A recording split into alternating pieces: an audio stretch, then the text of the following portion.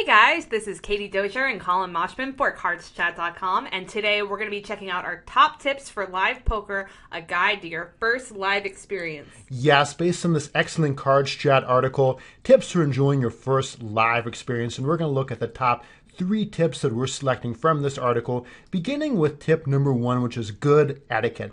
Katie, if you are playing online, which I think you have a bit of experience on, the blinds and antes kind of tend to take care of themselves, don't they? Yeah, that's a nice feature, I would say. You don't really have to do much to post them right. Exactly. But when you're playing live, you need to do that for yourself. Don't slow down the game. And another point that's really important talked about in the article is tipping the dealer. That's a big part of how they make their living. So for example, if you're playing a 1-2 live cash game, you'll tip $1, maybe $2 in a bigger pot. And in a tournament, if they don't take money out of the prize pool for dealer tips, leave something there too.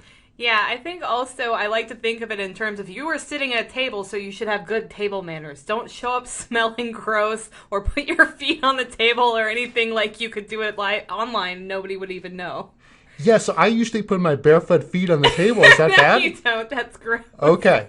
Well, that is good to know. An etiquette lesson right there. All right, moving swiftly along from that, this is a really important one. Our second tip with the oversized chip rule. So if you put out a single high denomination chip, that is just going to be a call unless you verbalize your action. And make sure also that the dealer hears you. I like to make sure I make eye contact with the dealer because for some reason, I guess I have a voice that is more timid than usual on a poker table, where it happened a lot in the beginning where I wasn't heard, and that was unfortunate. So make sure you know if you put in just a single big chip and don't say anything, that is just a call.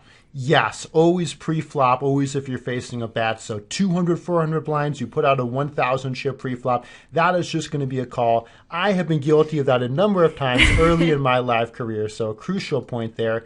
And that brings us to our next point, forward motion. If you push chips forward, that's going to be a bet. If you push cards forward, it's going to be a fold. Regardless of how it's going to be ruled all the time, you just want to treat it that way, not leave any ambiguity in what you're doing. And if your opponent makes a motion you're not sure about, like slightly pushing chips forward, just ask the dealer, dealer, is that a bet? And then you'll make sure that you and everybody else at the table knows. Yeah, it's a lot more friendly to ask the dealer as opposed to the person where it seems like some sort of level, like, did you just fold? You can just ask the dealer. He's your friend. He's neutral territory.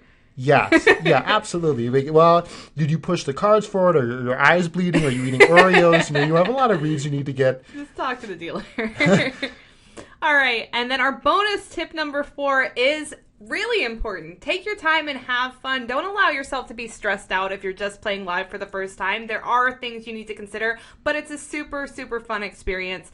You can just slow down and take the time that you need when it's a big decision. Try, of course, if you have a trivial fold, to act more quickly in those scenarios, and have fun. Live poker is a really great experience, and just keep your eye on the ball and remember these little tips to help you. Absolutely. Thanks very much for watching. This has been Katie Dozier and Collin Moshman for CardsChat.com.